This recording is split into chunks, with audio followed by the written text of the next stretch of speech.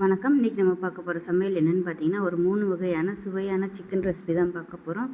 இது 3மே சாதம், இட்லி, தோசை, சப்பாத்தி எல்லாத்துக்குமே தொட்டு சாப்பிட்றதுக்கு அருமையாக இருக்கும். ஸோ வாங்க அதை எப்படி செய்யலாங்கிறத பார்க்கலாம். இப்போ ஒரு பவுலில் 1/2 கிலோ சிக்கன் எடுத்திருக்கேன். எலும்போடு தான் சிக்கன் எடுத்திருக்கேன். இப்போ அதில் பார்த்தீங்கன்னா ஒரு 4 டேபிள் ஸ்பூன் அளவுக்கு தயிர் சேர்த்துக்கலாம். இதில் 1 டேபிள் ஸ்பூன் மிளகுத்தூள், 1 டேபிள் ஸ்பூன் சீரகத்தூள், 1 டேபிள் ஸ்பூன் சோம்புத்தூள், பொடியாக நறுக்கின கொத்தமல்லி இலை, அதே மாதிரி புதினா இலை கொஞ்சமாக சேர்த்துக்கலாம். 1 டேபிள் ஸ்பூன் மிளகாத்தூள் சேர்த்துக்கலாம். 1 டேபிள் ஸ்பூன் அளவுக்கு கரம் மசாலா, பொடியாக நறுக்கின பச்சை மிளகாய் சேர்த்துக்கலாம். 2 டேபிள் ஸ்பூன் இஞ்சி பூண்டு விழுது, 1/2 டேபிள் ஸ்பூன் உப்பு. இது எல்லாத்தையும் நல்லா மிக்ஸ் பண்ணி விட்டுக்கலாம். மிக்ஸ் பண்ணிவிட்டு அதில் ஒரு 1/2 மணி நேரம் ஊறட்டும்.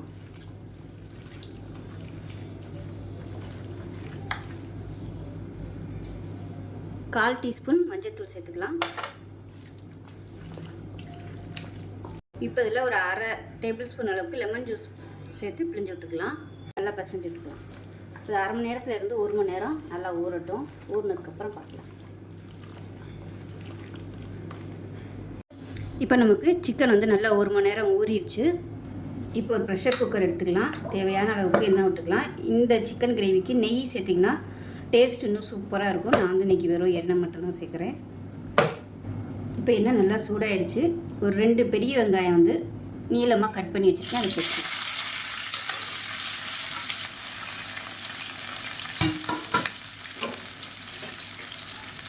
இப்போ இது நல்லா அப்படியே பொன்னிறமாக வரணும். நம்ம பிரியாணிக்கெலாம் எந்த கலரில் வதக்கி எடுப்போம் அந்த கலரில் வந்து நல்லா செவந்து வரணும். இப்போ பாருங்கள், வெங்காயம் நல்லா செவந்து வந்துருச்சு. இப்போ இந்த ஸ்டேஜில் நம்ம ஊற வச்சுருந்த சிக்கனாக சேர்த்துக்கலாம். சேர்த்துட்டு நல்லா பரட்டி விட்டுக்கலாம்.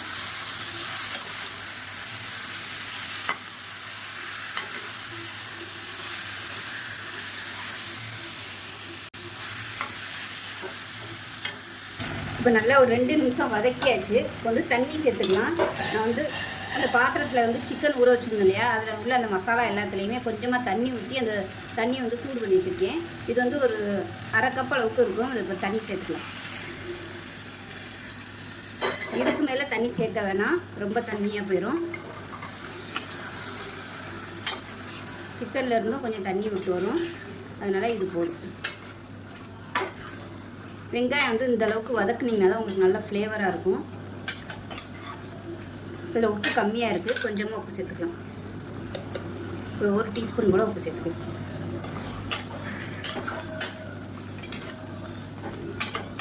இப்போ கலந்துட்டு குக்கரை மூடி வச்சிடலாம். குக்கரை மூடி வச்சுட்டு அதில் ஒரு 3 விசில் விட்டுட்டு ஸ்டீம் போனதுக்கப்புறம் பார்க்கலாம். ஒரு விசில் விட்டு ஸ்டீம்லாம் இறங்கிடுச்சு, எப்படி இருக்குன்னு பார்க்கலாம். இப்போ பார்த்திங்கன்னா கிரேவி இப்படி தான் இருக்கும். சூப்பராக வந்துருச்சு பாருங்கள். அவ்வளோதான், அருமையான சிக்கன் கிரேவி ரெடி ஆகிடுச்சு. செஞ்சு பாருங்கள். செஞ்சு பார்த்துட்டு எப்படி வந்துச்சுங்கிறத சொல்லுங்கள். வீடியோ பிடிச்சிச்சின்னா லைக் பண்ணுங்கள், கமெண்ட் பண்ணுங்கள், சேனலை சப்ஸ்கிரைப் பண்ணுங்கள், பக்கத்தில் உள்ள பெல் பட்டனையும் ப்ரெஸ் பண்ணுங்கள். நன்றி. இப்போ ஒரு குக்கர் எடுத்துக்கலாம். இதில் வந்து ஒரு 1/4 கிலோ அளவுக்கு போன்லெஸ் சிக்கன் எடுத்திருக்கேன். நீங்கள் எலும்புள்ள சிக்கன் சேர்க்குறனாலும் சேர்த்துக்கலாம். 1/4 டேபிள் ஸ்பூன் மஞ்சள்தூள், 1/2 டேபிள் ஸ்பூன் மிளகாத்தூள், ஒரு 1/2 டேபிள் ஸ்பூன் அளவுக்கு உப்பு. இப்போ இதில் ஒரு 1/4 டம்ளர் அளவுக்கு தண்ணி சேர்த்துக்கலாம். சேர்த்துட்டு குக்கரை மூடி வச்சுட்டு ஒரு விசில் விட்டிங்கன்னா போதும். ஒரு விசில் இல்லைன்னா 2 விசில் விட்டுட்டு ஸ்டீம் போனதுக்கப்புறம் பார்க்கலாம். இப்போ குக்கரில் விசில் விட்டு எப்படி இருக்குன்னு பார்க்கலாம். 2 விசில் விட்டுருக்கேன் பாருங்கள், நல்லா அருமையாக வந்துடுச்சு.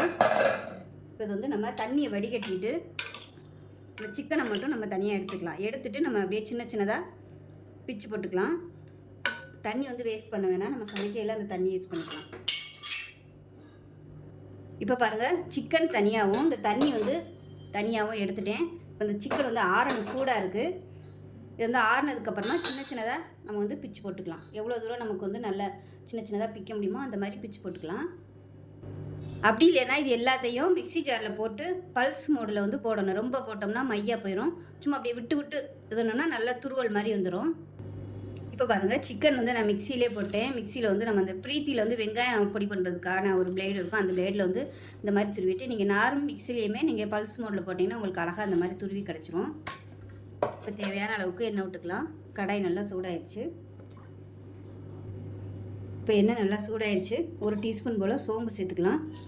நான் வந்து பட்டை கிராம்பெலாம் போடலை, கரம் மசாலா பொடி சேர்க்குறதுனால நான் போடலை. இது கூடவே மெஷரிங் கப்பில் 1 கப் அளவுக்கு பொடியாக நறுக்கின வெங்காயம் சேர்த்துக்கலாம்.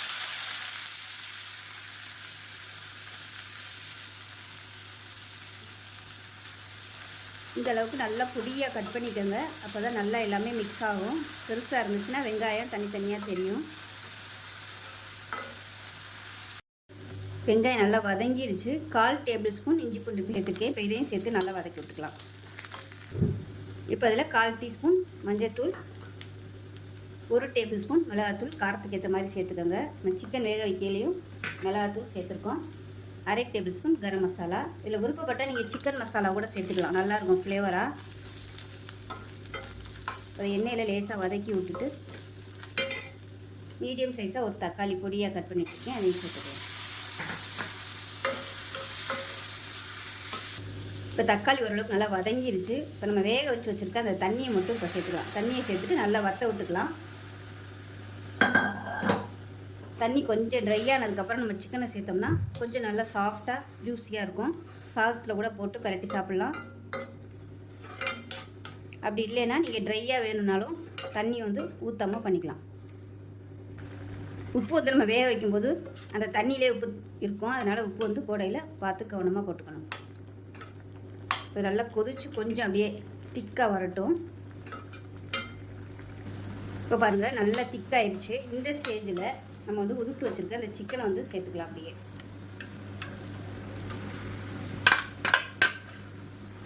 சேர்த்துட்டு நல்லா ஒரு பரட்டி விட்டுக்கலாம். இப்போ பாருங்கள், நல்லா பரட்டி விட்டுட்டு கடாயில் இப்படி எல்லாத்தையும் ஓரமாக ஒதுக்கி விட்ருங்க. இப்போ வந்து நான் 3 முட்டை எடுத்திருக்கேன். இப்போ இந்த 3 முட்டையை வந்து இதோட அப்படியே சேர்த்துக்கலாம். ஸோ உங்களோட விருப்பம் தான். நீங்கள் 1 முட்டை சேர்க்குறனாலும் சேர்த்துக்கலாம், 2 சேர்க்குறனாலும் சேர்த்துக்கலாம். முட்டை சேர்த்திங்கன்னா உங்களுக்கு அளவு கூட வரும். இப்போ இந்த முட்டை வந்து ஒரு பாதி வேக்காடு வேகட்டும். இப்போ இந்த முட்டைக்கு மட்டும் உப்பு சேர்த்துக்கலாம், கொஞ்சமாக உப்பு சேர்த்துக்கலாம். இப்போ முட்டை பாதி வேக்காடு வெந்துருச்சு. இப்போ நம்ம இந்த சிக்கன் எல்லாத்தையுமே நல்லா பரட்டி விட்டுக்கலாம். அப்போ தான் அந்த முட்டை வந்து நல்லா சிக்கனில் நல்லா ஒட்டிக்கும். வெந்துருச்சுன்னா நல்லா உதிரியாக வந்துடும். அடுப்பு வந்து நல்லா குறைச்சி வச்சுக்கோங்க. இப்போ பாருங்கள், சூப்பராக உதிரியாக வந்துடுச்சு. இப்போ லாஸ்ட்டாக கொத்தமல்லி எல்லாம் சேர்த்துடலாம். அருமையான முட்டை பொடி மாஸ் ரெடி ஆயிடுச்சு. கெஸ்ட்டெல்லாம் வரையில் இது மாதிரி கொஞ்சம் டிஃப்ரெண்ட்டாக செஞ்சு வைங்க, சூப்பராக இருக்கும். ஒரு 1/4 கிலோ அளவுக்கு தான் சிக்கன் இருக்கும். பாருங்கள் நமக்கு எவ்வளோ வந்திருக்குன்னு. பசங்களுக்கெல்லாம் இந்த மாதிரி செஞ்சு கொடுங்க, நல்லா சாப்பிடுவாங்க. இது அப்படியே சாதத்தில் போட்டு சின்ன பசங்களுக்கு ஊட்டி விடலாம், நல்லாயிருக்கும்.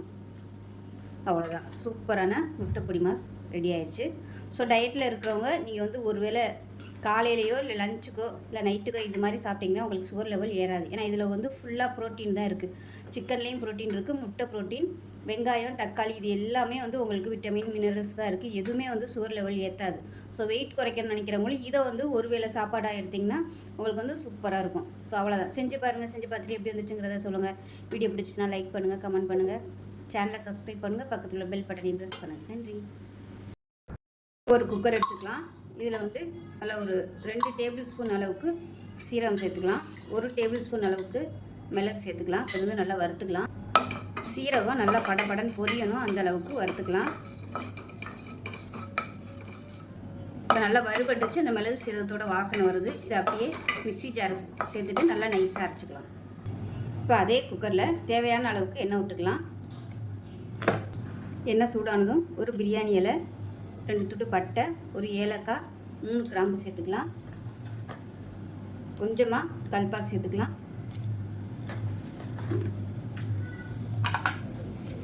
இது நல்லா பொரியட்டும். சோம்பு 1 டீஸ்பூன் சேர்த்துக்கலாம், நல்லா வாசனையாக இருக்கும். சோம்பு பொரிய ஆரம்பிக்கவும் ஒரு கைப்பிடி அளவுக்கு பெரிய வெங்காயம், அதே மாதிரி ஒரு கைப்பிடி அளவுக்கு சின்ன வெங்காயம் 2 கலந்து எடுத்திருக்கேன். அதை சேர்த்துக்கலாம். நீங்கள் ஃபுல் அண்ட் ஃபுல் சின்ன வெங்காயம் சேர்த்திங்கன்னா டேஸ்ட்டாக இருக்கும். நான் வந்து 2மே கலந்து எடுத்திருக்கேன். இது கூடவே ஒரு 3 பச்சை மிளகாயும் சேர்த்துக்கலாம். சேர்த்துட்டு நல்லா வதக்கி விட்டுக்கலாம். வெங்காயம் வதக்குறதுக்கு உப்பு சேர்த்துக்கலாம். வெங்காயம் நல்லா வதங்கிடுச்சு. இதில் 2 டேபிள் ஸ்பூன் இஞ்சி பூண்டு பேஸ்ட் வந்து சேர்த்துக்கலாம். நான் வந்து கொஞ்சம் தண்ணியாகவே அரைச்சிட்டேன், அதனால் அப்படியே சேர்த்துக்கிறேன். இதையும் சேர்த்துட்டு இஞ்சி பூண்டோட பச்சை வாசனை போகிற அளவுக்கு வதக்கி வச்சுக்கலாம். இஞ்சி பூண்டு பேஸ்ட் நல்லா வதங்கிடுச்சு. மீடியம் சைஸாக 2 தக்காளி பொடியாக கட் பண்ணதை சேர்த்துக்கலாம். சேர்த்து நல்லா மசிஞ்சு வர அளவுக்கு வதக்கி வச்சுக்கலாம். இப்போ பாருங்கள், தக்காளி நல்லா மசிய ஆரம்பிச்சிருச்சு. இப்போ 1/2 கிலோ சிக்கனை சேர்த்துக்கலாம். சேர்த்துட்டு நல்லா பரட்டி விட்டுக்கலாம்.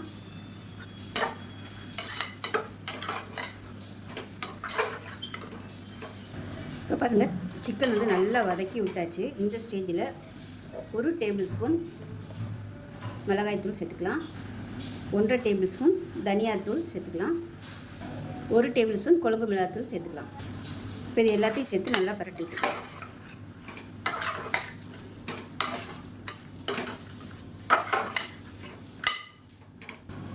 சிக்கனுக்கு தேவையான உப்பு சேர்த்துக்கலாம். இப்போ பாருங்கள், சிக்கன் வந்து நல்லா வதங்கிடுச்சு. இப்போ இதில் தண்ணி சேர்த்துக்கலாம். நல்லா சூடு பண்ணியிருக்க தண்ணியை சேர்த்துக்காங்க. கொஞ்சமாகவே தண்ணி சேர்த்துக்காங்க. ஏன்னா சிக்கன் வெந்து வரும்போது தண்ணி விட்டு வரும். முங்குற அளவுக்கு மட்டும் தண்ணி விட்டிங்கன்னா போதும். இதில் உப்பெல்லாம் கரெக்டாக இருக்கான்னு செக் பண்ணி பார்த்துட்டு குக்கரை மூடி வச்சிடலாம். இப்போ மேலாப்பில் கொத்தமல்லியில் சேர்த்துக்கலாம். ஸோ இந்த அளவுக்கு கொஞ்சம் கெட்டியாகவே வச்சுக்கோங்க. உப்பெல்லாம் கரெக்டாக இருக்குது. குக்கரை மூடிட்டு நல்லா ஒரு 2 விசில் விட்டுட்டு ஸ்டீம் போனதுக்கப்புறம் பார்க்கலாம். இப்போ 2 விசில் விட்டு ஸ்டீம்லாம் நல்லா இறங்கிடுச்சு. எப்படி இருக்குன்னு பார்க்கலாம். இப்போ பாருங்கள், கிரேவி சூப்பராக வந்துருச்சு பாருங்கள். ரொம்பவும் தண்ணியாக இல்லை, ரொம்பவும் கெட்டியாக இல்லை, கரெக்டாக இருக்குது. வேணும்னா நீங்கள் வந்து கொஞ்சம் ட்ரையாக வேணும்னாலும் கொஞ்சம் நேரம் வற்ற விட்டிங்கன்னா நல்லா ட்ரையாக வந்துடும். இப்போ கேஸ் ஆன் பண்ணிக்கலாம். ஆன் பண்ணிட்டு கொஞ்சம் லைட்டாக வற்ற விட்டுக்கலாம். இப்போ இந்த ஸ்டேஜில் நம்ம வறுத்து வச்சுருந்த பொடி இருக்கு இல்லையா, மிளகு சீரகம், அதை வந்து சேர்த்துக்கலாம். கரெக்டாக அது வந்து ஒரு 2 டேபிள் ஸ்பூன் கிட்ட வருது. அதை அப்படியே சேர்த்துக்கலாம். சேர்த்துட்டு கலந்து விட்டுடலாம். அடுப்பு வந்து நல்லா குறைச்சி வச்சுக்கோங்க. இந்த ஸ்டேஜில் அந்த மிளகு காரம் எல்லாமே நல்லா அந்த சிக்கனில் வந்து இறங்கணும். அது வரைக்கும் கொஞ்சம் நல்லா கொதிக்கட்டும். இப்போ நம்ம எடுத்த அளவில் இன்னும் 1 ஸ்பூன் அளவுக்கு இருக்குது. எனக்கு வந்து காரம் கம்மியாக தான் இருக்குது. அதனால் நான் எல்லாத்தையுமே வந்து சேர்த்துக்கிறேன். ஏன்னா நம்ம மிளகா வேறு சேர்த்துருக்கோம், மிளகாத்தூள். அதனால் சேர்க்கையில் கொஞ்சம் பார்த்து சேர்த்துக்கோங்க. எவ்வளோ காரம் தேவையோ அதுக்கு தகுந்த மாதிரி சேர்த்துக்கோங்க, கொஞ்சம் கொஞ்சமாக. நல்லா கலந்து விட்டுலாம். கொஞ்சம் நேரம் அப்படியே சிம்மிலே கொதிக்கட்டும். இப்போ பாருங்கள், எண்ணெய் தெளிஞ்சு சூப்பராக வந்துருச்சு. இப்போ இந்த ஸ்டேஜில் அமர்த்திடலாம். மேலாப்பில் கொத்தமல்லியில் சேர்த்துட்டு அருமையான ரொம்ப சிம்பிளான பெப்பர் சிக்கன் கிரேவி ரெடி ஆயிடுச்சு. இது வந்து சப்பாத்திக்கு தொட்டு சாப்பிட்லாம், சாதத்துலேயும் போட்டு பரட்டி சாப்பிட்லாம். சூப்பராக இருக்கும். ஆறுச்சுன்னா நல்லா கரெக்டான ஸ்டேஜில் வந்துடும். ரொம்பவும் நம்ம கெட்டியாக இருந்தோம்னா ரொம்ப ட்ரை ஆயிரும். அதனால் இந்த மாதிரி கிரேவியாக இருக்கும்போதே அமர்த்திடுங்க, நல்லாயிருக்கும். ஸோ சளி இருக்கும்போது இந்த பெப்பர் கிரேவி செஞ்சு சாப்பிடுங்க, சூப்பராக இருக்கும். இட்லி, தோசை, ஊத்தப்பம் எல்லாத்துக்குமே அருமையாக இருக்கும். செஞ்சு பாருங்கள். செஞ்சு பார்த்துட்டு எப்படி இருந்துச்சுங்கிறத சொல்லுங்கள். வீடியோ பிடிச்சிச்சுன்னா லைக் பண்ணுங்கள், கமெண்ட் பண்ணுங்கள். சேனலை சப்ஸ்கிரைப் பண்ணுங்கள். பக்கத்தில் பெல் பட்டனை ப்ரெஸ் பண்ணுங்கள். நன்றி.